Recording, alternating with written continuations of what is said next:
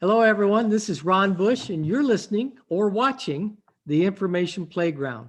I want to thank you for being with us today. The Information Playground, as you know, if you're a regular listener, the Information Playground is dedicated to all kinds of information. We started out cybersecurity, kind of spread into IT, information technology, and honestly, it's just grown to encompass all different areas. I've got a good friend with us today. He's been with us before. It's Larry Young. He is the owner of Boiling Frog Development and the author of, get this where you can see it, Walk the Sales Plank. It's an excellent book on sales. Larry, welcome. It's great to have you as always. Good to be back. 2021, exciting, huh? Yeah, your website. Absolutely. Well, thanks for having me on. Yes, I own Boiling Frog Development, which really is a business development strategy company that really helps clients kind of find the sound of their dream client's voice. And what we do is help them to position their sales efforts and their sales strategies directly in the center of that target market. And so what we end up doing and helping clients is kind of mapping that out, understanding their strategy, and really seeing where they want to go and then reaching that target market. Prior to that, we've talked on some of your episodes, I was really responsible when I was in the corporate world of really rebuilding markets that were dying, left for dead, or weren't performing well, and coming in and really kind of refocusing efforts and building those up. And so those things that I learned over a dozen years are things that I use in Boiling Frog Development and helping clients, find the sound of that dream client's voice and have success. So having fun. That's great. It's always fun to have you and talk about this. I think we're gonna point to leadership today, which is a favorite topic of mine and obviously one of yours, since you consult in that area and you speak in that area. You are a keynote speaker. You do all kinds of speaking engagements. Of course, we're all doing virtual speaking now, thanks to the pandemic. But let's talk about how you just talked about it. I think you said dream clients. You've helped your clients find the sound of their dream client's voice and position their sales efforts. I made a note. Tell us how you do that and what you're seeing post-crisis within businesses across the country. Yeah, I'm seeing a lot. It's the whole gamut. If you go back to, you joked about 2019, businesses were growing. Fundamentally, the economy was doing well. And so you had a lot of people that were just trying to figure out how to do more, with what they were doing. Now that's changed, obviously, in a crisis world. And I can't even say post-crisis world now, really, because we're still feeling it from that respect. You see a lot of different things. I see businesses, Ron, that are just hanging on. They're just getting by, and it's really a challenge to map out a strategy. That strategy tends to be more of really, let's just figure out what we can do to generate revenue as fast as we can, which I draw from that experience I shared with you. You have other companies that have pivoted. They made changes. They're doing things different. What wasn't normal before has now become normal. We talk about in our businesses, virtual. Who'd have thought you do sales training and webinars so virtual, and now not only is that the norm, I don't really even see a lot of that going away. And then you have companies right now, Ron, that are, they've come out with new products and services, things that they've developed by pivoting through this and seeing a different way to earn income. And now they're trying to figure out how to reach that market. And so it's kind of fun for me because I can come in and really understand their strategy, but then, Ron, really focus on how do we map that out? How do we reach that target market, that type of thing. And how do we get there and then execute on that strategy? The other thing I also am seeing is I'm seeing a lot of good, solid companies that are investing in their people.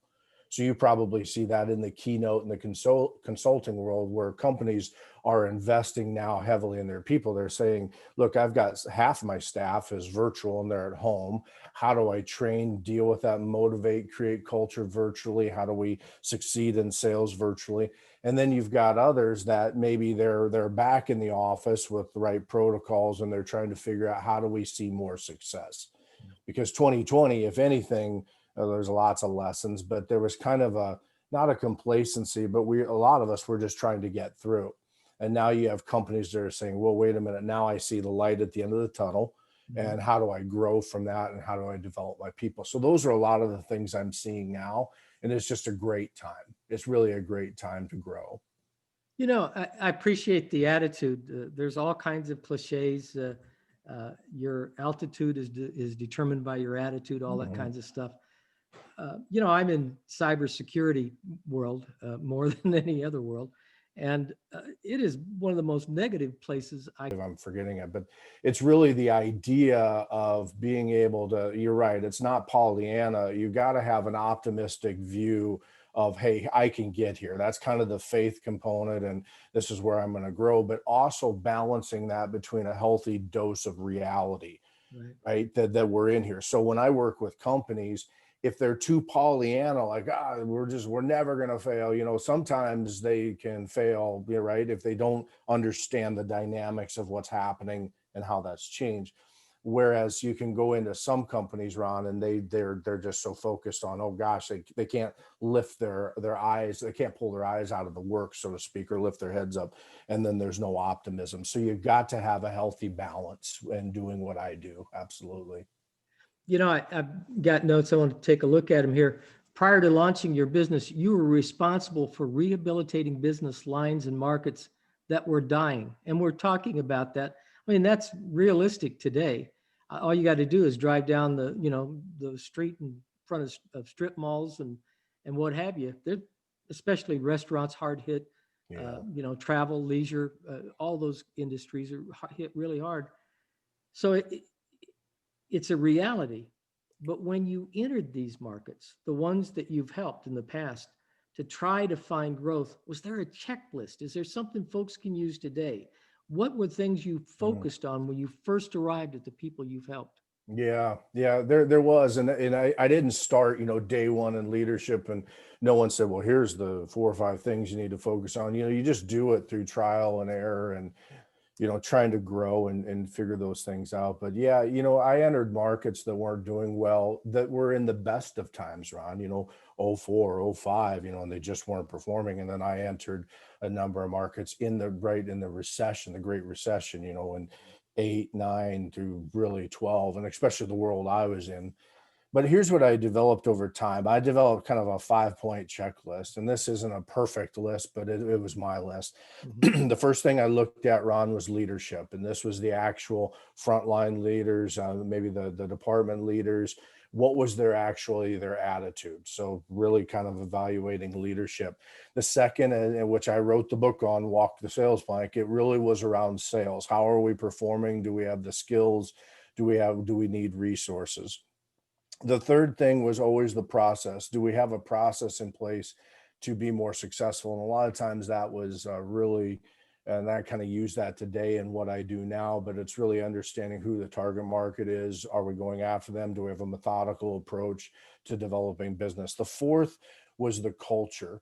And there's lots of books being written about that. And you and I could talk for days on culture, but really, are people happy? Were they connected? We did a lot of Gallup surveys, back in those days. And some of those markets that I would take over would have the lowest of lowest scores. I mean, you had people that were on the verge of walking out.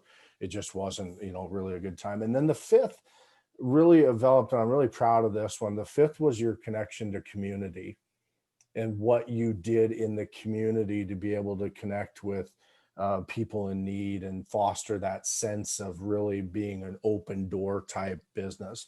And I think sometimes that gets overlooked, but those were typically the 5 places that we really wanted to start as a checklist, if you will.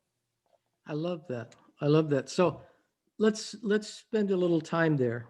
Leadership, sales, process in place, culture, connection to community. I mean, obviously, all extremely important. Leadership. Let's let's dwell there for a minute. I'd like to dwell a little bit on each one. Yeah, absolutely. Leadership. I, you know, we've talked about reading. I love to read, and I can't tell you how many books I've read on leadership. John Maxwell comes to mind, but Zig Ziglar. I mean, there's a zillion authors and Mhm. ones that whose names will never come to mind because that's the only book they wrote. Right. Lee Iacocca comes to mind. He wrote more than that. But in fact, he wrote two of them. The first one was on his experiences at Dodge Chrysler. The other one is Where Have All the Leaders Gone? Right. And that was, I don't know, early 2000s maybe. And his point was that leadership really has disappeared from now he's larger enterprise corporations, but to a great extent, we don't see a lot of the leadership things that we read about in the old days. And yet I have a feeling those people are there. They're just not writing books. They don't have, the guy that wrote for, can't think of either name. You'd know the book and you'd know the name. It's 1920s and it's the classic book on leadership. Yeah. So we're thinking about now I made Dale Carnegie, right? Carnegie, thank Yeah, you. Carnegie. Yeah. You almost had to jump out of my head, but yeah, Carnegie wrote the book on, relationships and that, and many have tried to pioneer after that. Absolutely. Right. So what are your thoughts? I mean, there are leaders today. I don't, we live in a world where we've got 24/7 information. We've got all this stuff flying at us. Sometimes I think it's just hard to pick out the good from the bad. Yeah. Um, Yeah. Yeah, I have a kind of a different take on leadership and leadership development in many senses, but to where you were talking about with books. So we know that your successful CEOs today read, between 45 and 50 books a year. We know that they are always developing themselves in their leadership, and I've modeled that and I've done that for the last 15 to 16 years, in that regard. Elon Musk, Mark Zuckerberg. I mean, these people all the way to Warren Buffett and Bill Gates, to the age-wise, the other, and these individuals and many in between read all the time. So I get asked because I do leadership talks, as you know, and I do a lot of sales talks as well. And so what's the best leadership book, and that type of thing. And here's what I tell, this is the take I have on it. Leadership as a topic is very sexy, right? I mean, people want to attend a leadership keynote or a webinar or something like that. They want to read a great leadership book. And the reality is I don't really read a lot of them. I've read some of them that you alluded to, Jack Welch, I've read some of those and things of that nature.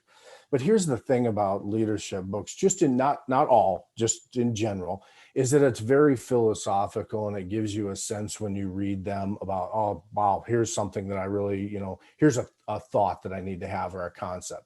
Here's what I tell most people, and this is where I think a lot of my success came from, is read a management book. Read a book on management, not necessarily leadership.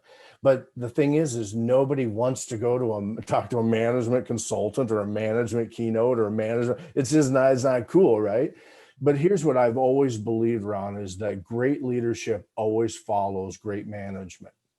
So if you're a frontline leader and you're listening to this right now, and you're saying, you're being self-aware and saying, look, I don't know how to have a difficult conversation or give a performance review, or how do I get somebody to kind of see my way of thinking, go get a book on that topic, right?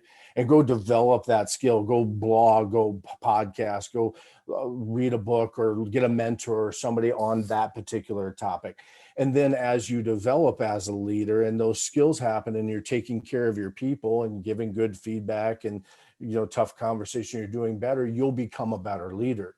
And then be self-aware again and say, okay, what is the skills that I need now? Maybe I need to think more strategically, or I need to be able to execute on something better.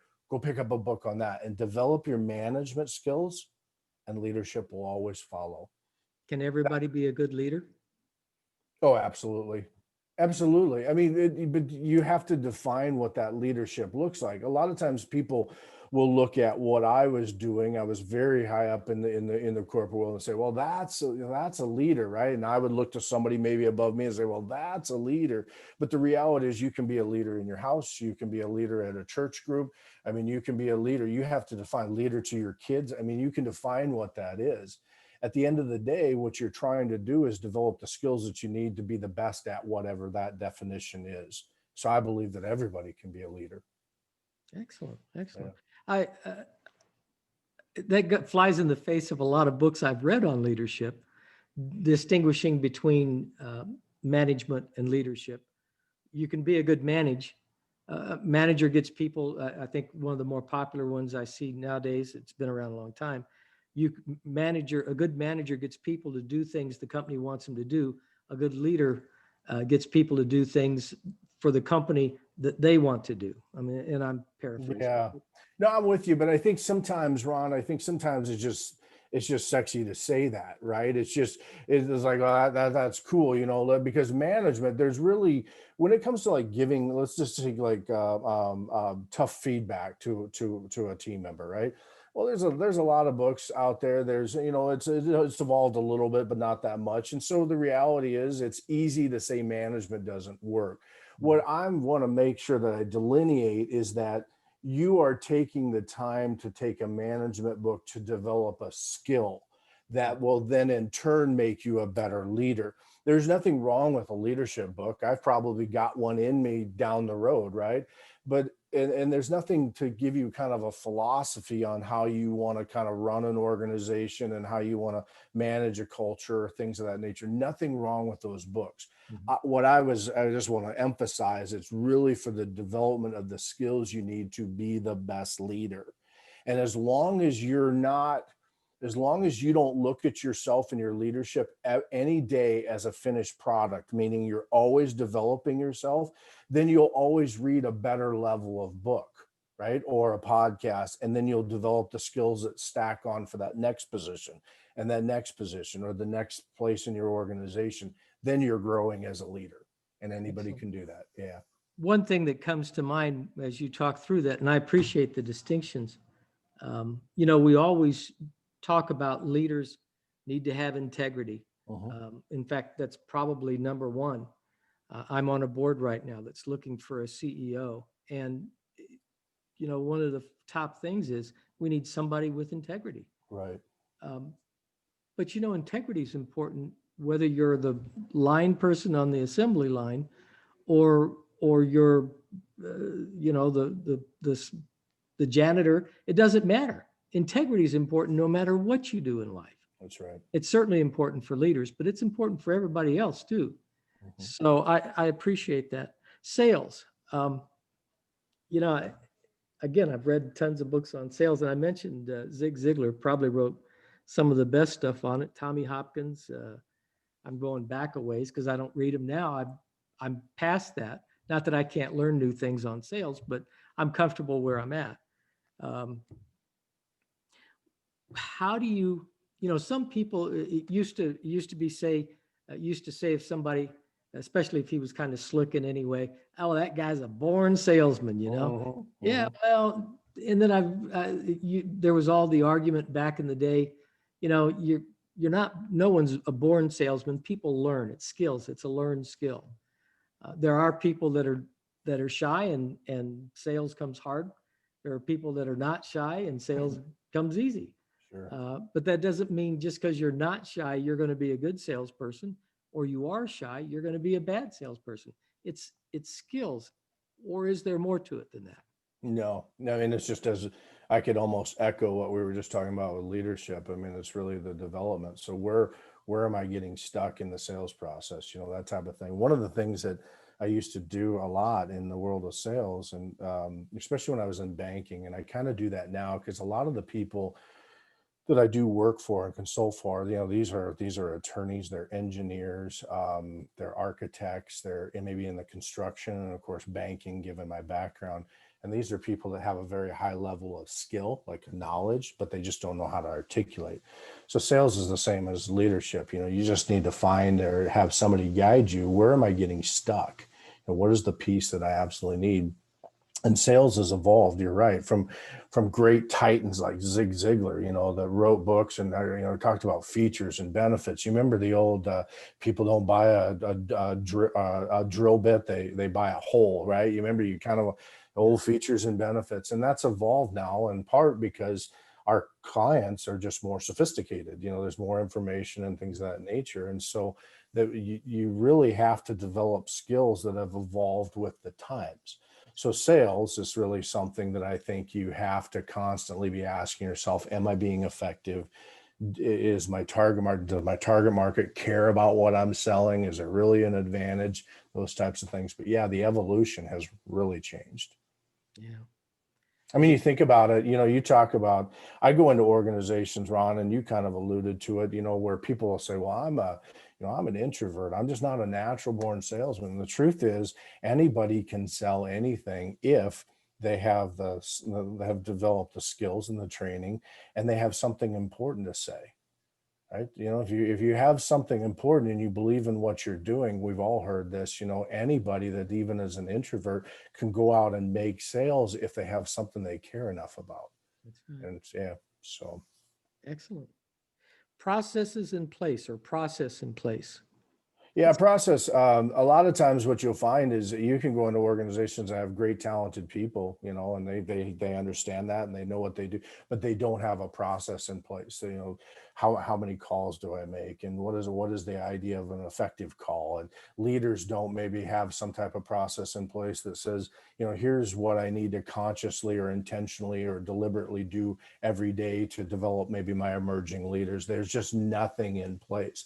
And I know that there's lots of people that will listen to this and listen to me and think, oh, process, we don't need that. But if you look at any great organization, you look at any great sporting team, I mean, look at, Alabama as an example, just won the national championship last night, right? Clemson talks about this. Some of these great programs, same with great organizations, the coaches all talk about a process. They know where they're going, what they want to accomplish. We want to win a national championship, but it's the fundamental everyday, the deliberate and intentional actions that one takes that moves them towards that is what makes them great. And that's what a lot of organizations miss is they don't have that. And of course, if you don't have a process, you have nothing to follow up on other than a lagging indicator, which is how many sales did I make or how much revenue. And that's not a model for success. Right. Yeah. I'm struck. I appreciate every bit of that. I bought or you're on the phone with somebody, mid-sized business, and they're promoting their wares and they want you to do something. Regardless of the type of business, the industry, the size of it, it seems to me like most organizations don't have a process in place. They may have an overriding theory or an overriding philosophy, but when you get down into the details, most of these folks, we've all had to stumble through voicemail, regardless of size, just trying to get a human being on the line, or even an artificial intelligence. I don't always need a human being. Artificial intelligence is doing far more than we think it is. I don't care if I get a chat box, as long as they give me decent information. Yeah. Yeah.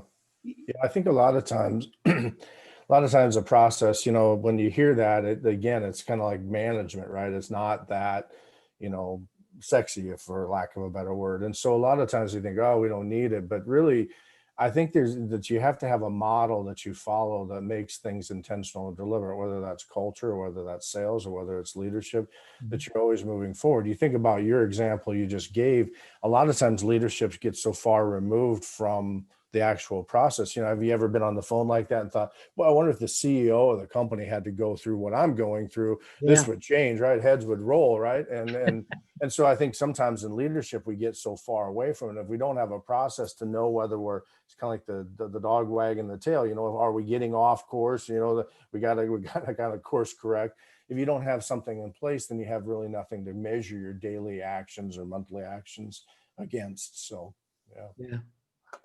Culture. Boy, we can talk about that all day. Yeah, culture. As I said, in a lot of these markets, the culture, it was down, and it really was building people up. And yes, we could talk for days on that. I think a lot of times with that, it was really just making sure a culture, I think, is bought and it's intentional. I've always believed that. Bought meaning that a lot of times when things are not going well, that's the first thing a company cuts. Like, oh, we're going to cut out Christmas parties, or we're going to cut out this or that. And it goes to the heart of what gives spirit to the people.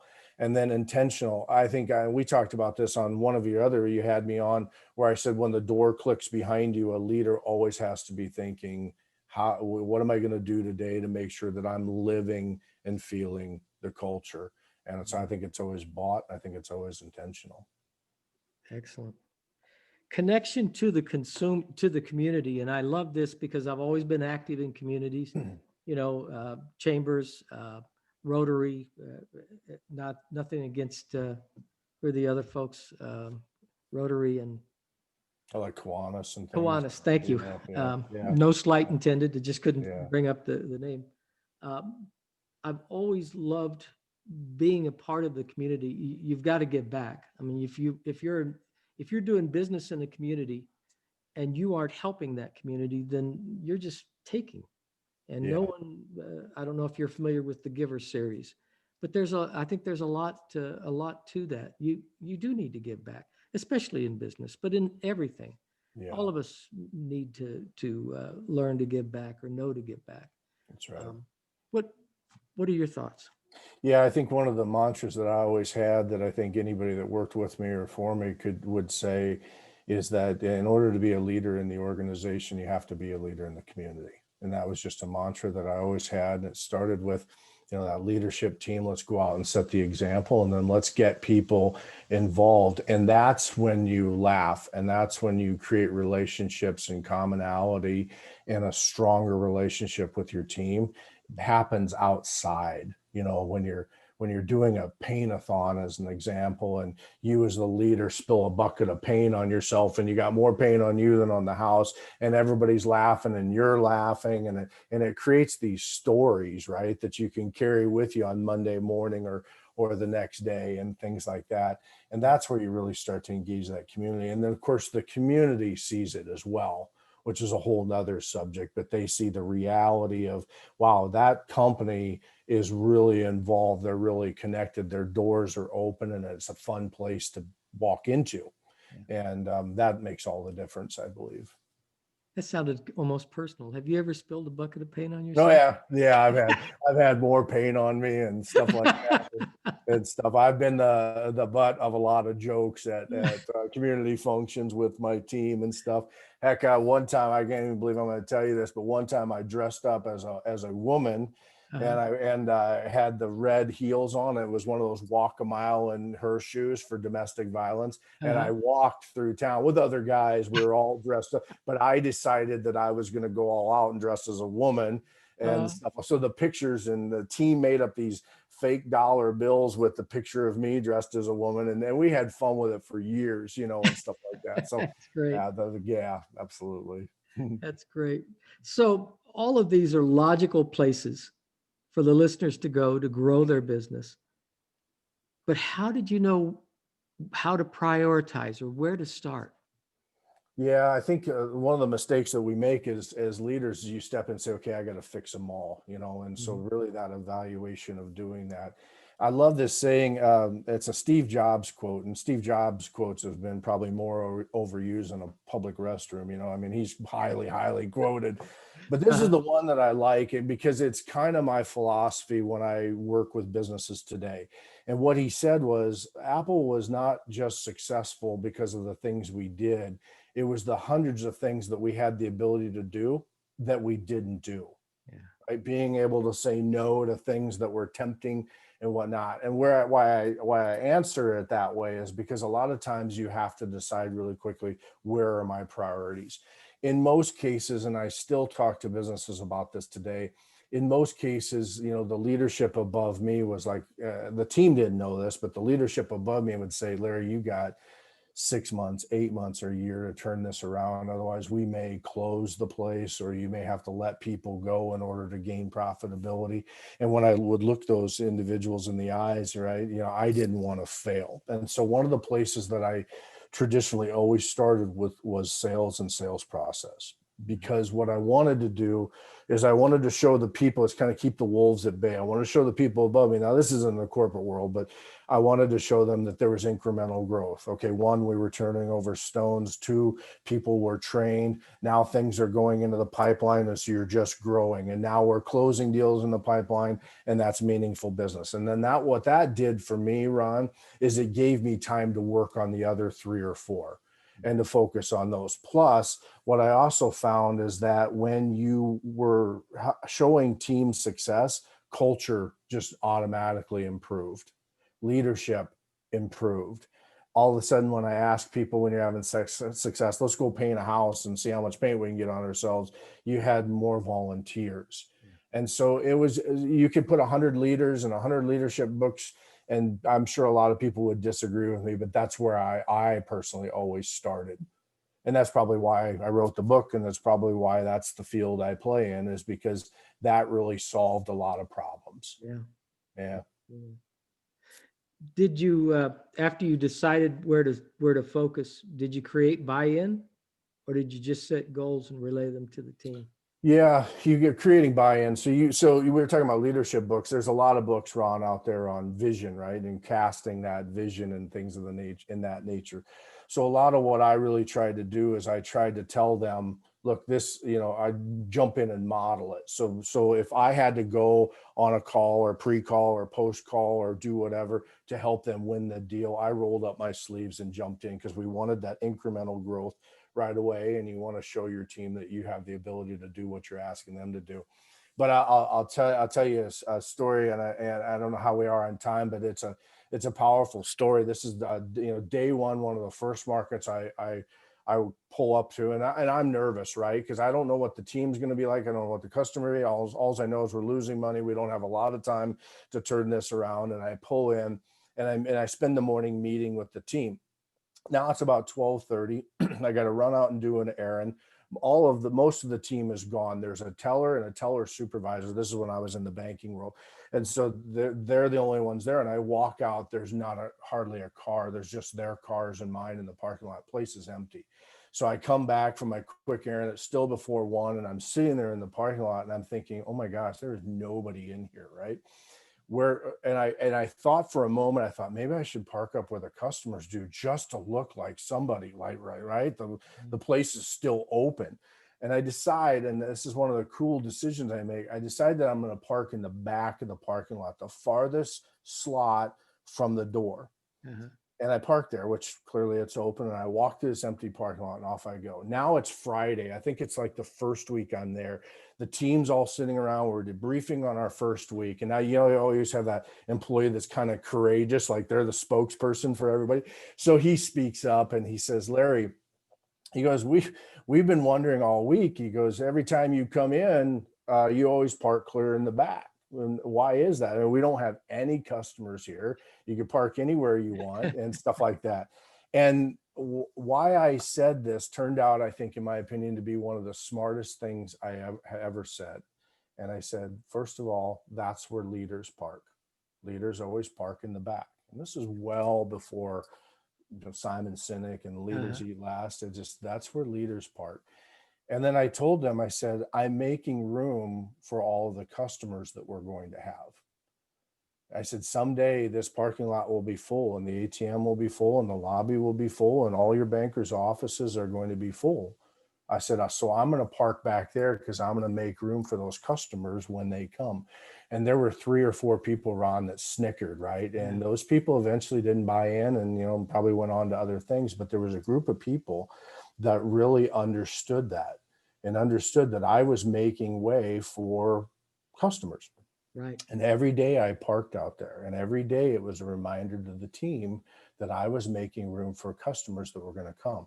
Fast forward, it happened quicker than this, but 7 years later, after one of that first market, I got the call to come and take over the Arizona market, which was a huge step up, a huge opportunity, or a piece of the Arizona market.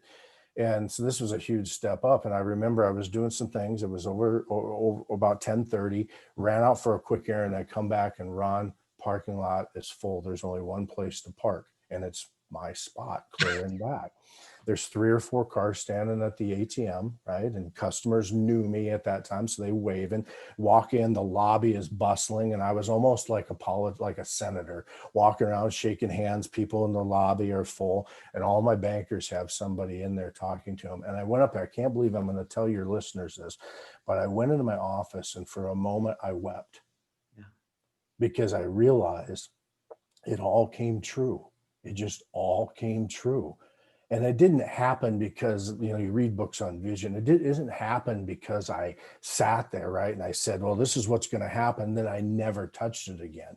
Right. I think for me, parking in that parking lot, that back slot, what it told everybody was the mission that we're on. There was many other things, but it was a constant reminder of the team that when they pulled in, because eventually my sales staff and the leadership started parking back with me. We all made ways for the customers. Uh-huh. And eventually I love telling that story because It's a great it story. was emotional. Yeah. So, Let's pick up where we were. Um, we were we were talking about, and we dwelled quite a bit on leadership, sales, process in place, culture, and connection to community. Um, how did you keep? And I love the story because it kind of answers this next question. You kept, I think, your people motivated by parking out in the boonies, so to speak. sure. It also helped you. I mean, every walk in there, from the back of the parking lot to the office, every walk you're remembering all the stuff that's going to happen. It's keeping everything front and center, Yeah. um, not just for everyone else, but for you as well. Yeah. How else did you keep people motivated? Well, it's there was a long time there, Ron, that I walked through the parking lot and you still never saw any cars. So Yeah. the first time you saw a car parking in there, a couple cars parking, you kind of get a little giddy, right? Mhm. And whatnot. But there are times when I or a team, when you cast a vision where they don't, that the success doesn't come right away. And I had a saying that came out of that same meeting, the one where I think I shared last time, where people snickered, and it probably was one of the top 3 or 4 smartest things that I ever came up with as a leader. And it was this. I had this saying that said, "But it won't always be this way. Mhm. But it won't always be this way." And so when I told them, I said, "I'm parked back there, I'm going to make way, and this is what's going to happen." I said, "There will be a day when the parking lot is full and the ATM is full and blah blah blah." And I said, "You look out there now, and there's nobody out there, but it won't always be this way." Mhm. And so when you're casting a vision, what I think is really important is not only for them to be able to see it, but then always have the things in place that remind you or them that you're moving in a direction, such as parking in the parking lot. But I use that saying all the time. So if we had maybe a customer that left us, right, that kind of hurt, or we had a team member that we loved was one of us, but took on another opportunity somewhere, or maybe a sales prospect that we went all the way to the 5 yard line, right, and we just didn't get it. A lot of times people get down, but to be able to pat somebody on the back and say, "But it won't always be this way." Ron, I know that it stings today because you didn't get that account that you wanted, or you didn't get the client that you wanted, but it won't always be this way. Yeah. So it got to a point where the team would say it, like they'd come back and say, "Boss, we didn't get the deal that we thought. It kind of sucked. We lost out to so and so, that type of thing. I'm really disappointed, but Larry, it just won't always be that way." That's right. That's right, Ron. It won't be. And it just eventually, I think why I said I wept is all of a sudden I realized that it's not that way anymore, Yeah. right? It all came true. And so I think for the leadership lesson in this is the fact that if you're going to cast a vision, it's like a mission statement. Don't just hang it on the wall Yeah. and never touch it again, because it never shows up. You can't sit on the sofa of life and hope that all your dreams come true. Mhm. Something's got to happen. And so having those consistent things in there, quick one-liners, quick actions that show your team that I, as a leader, still believe in what we're doing no matter what. Yeah. And there were some cases where we would show incremental growth, Ron, but it came slow. I mean, you're a year or two into it, and patience is tough, and but I always did those types of things to stay motivated. I think too, Ron, you always have setbacks on the way to your vision too, and so I always kind of had this internal thing. This is old school now, but it's kind of like the waltz, 2 steps forward, 1 step back, Mhm. and you either lose something or you be gaining some traction. And there was a period in there for I think about 3 years where I had 4 of my bankers that went to the competition and became either market presidents or senior vice presidents. And it was one of those things where you're happy for them as people because you've Uh-huh. come to be close to them, but it's a huge setback for you. Mm. And so now you got to replace those. So you can have incremental growth in sales or even fast growth in sales, but sometimes like the leadership, the culture, the community connection just didn't come at the pace that I wanted it to. Yeah. That type of thing. Sales pretty much did because I had it down, right? I knew what we needed to do. I knew what processes and that type, but sometimes leadership development, you take step backs or Yeah. people don't buy into what you're doing, and they leave, I mean, that hurts. And so nothing ever goes really at the speed other than the deliberate and intentional process. Those are things you can control. And if you fundamentally as a leader control those things every day and focus on those things that are there to enhance the customer experience, your people's experience, the value that you create for a client, if those processes are in place and you do those, eventually the parking lot will fill up. I love that. Yeah. Years ago, I worked for a guy that was he was a big thinker, um, vision guy, and he had no use for task-oriented people or detail-oriented people. Yeah. And I've always considered myself kind of a freak, I guess, a kind of a schizophrenic.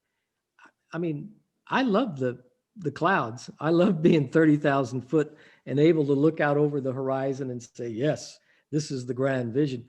But I also know from practical experience that the details will take off your rear end if you're not taking care of them. So you've got to do both. This Yeah. guy, it was an experience working for him, and I was one of the few people that could get along with him. He scared everybody else to death, and I look back on those days and I think, here's a guy that could have been a great leader, but he failed to connect with his people. He Yeah. failed to appreciate the ones that complimented him. He only wanted people that looked like him, Right. and Right.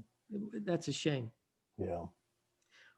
So earlier you were talking about a fearless environment. You can't be afraid of things, and I kind of wish we'd evolved or developed that a little more. What does it mean to you, and how did you create it? And give us an example if you can.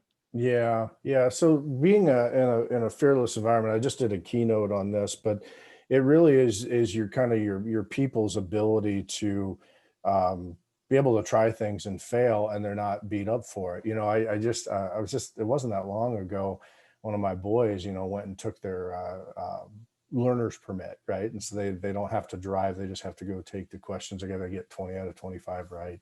Yeah. And he studied so and stuff, and so I took him and I left here and went and took him to it, and sure enough, Ron, he fails it, right? He gets misses by one. Uh-huh. And of course, as a dad, I'm kind of mad, right? Because I've taken 2.5 hours waiting at the DMV to get this done. I know that he didn't study very well, that type of stuff, and he fails a test, so now we got to go back again.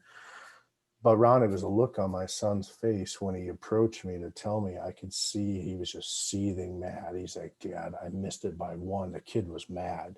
And I Yeah. realized at that time that I don't need to say anything. Yeah. Right. Right. And so that's a personal story, but it's applicable, I think, for us as leaders is that you have to be able to allow somebody to fail so that they and be fearless about it because it allows them to be able to develop. When they make the connection like, hey, the reason I didn't win that big deal is because I wasn't prepared for this, or that, that is a strong place to be. Now, I'll tell you that when I first would take over a market, I didn't allow that as much. There was less of the fearless because it was about winning, which meant that I would go on the calls or I would heavily pre-call them or post-call them to stack them up for success. And I wanted them to be able to do that because we had to have the wins right away. Right. But there's developing that fearless leadership and allow them to be able to do that is very powerful because it's where they grow. So on the sales front, here's a kind of a concept I share with businesses, and I will with your listeners around this fearless, is that when you think about in sales, if you have one deal in your pipeline, and this deal is, let's say it's a year maker or a quarter maker or whatever, a sales professional will typically they'll fixate, right? They'll over strategize and they'll put pressure on the client to close, and they just get so consumed because that's it, right? And what ends up happening is, let's say that they don't win the deal, it's devastating, right? Because they have nothing in their pipeline. But even when they win the deal, a lot of times they haven't done that process. They haven't followed that because they're so consumed with this. So one of the philosophies that I always had in developing people was have an immense amount of deals in your pipeline. In this scenario, have 5 of them, because if you lose one, it's not as big a deal. Now, that's kind of a duh statement, because naturally, if you have more in your pipeline, you're going to do better. But here's the lesson, is that when you have a turnover a lot of rocks in your business, and you always prospecting, and you got something intentional in place, you don't necessarily create a sales organization. What you create is a learning organization, because now they're not afraid to fail. Now they're okay at trying something. Now they understand, okay, it's not always going to be this way, right? I just lost that one. Now, what did I learn in order to go get the next one? And that's how you rapidly develop people, is by having them turn over enough at bats or enough rocks. But it also creates that fearless environment that, hey, I can afford to lose this one or try something new to get better and learn from it. So That's excellent.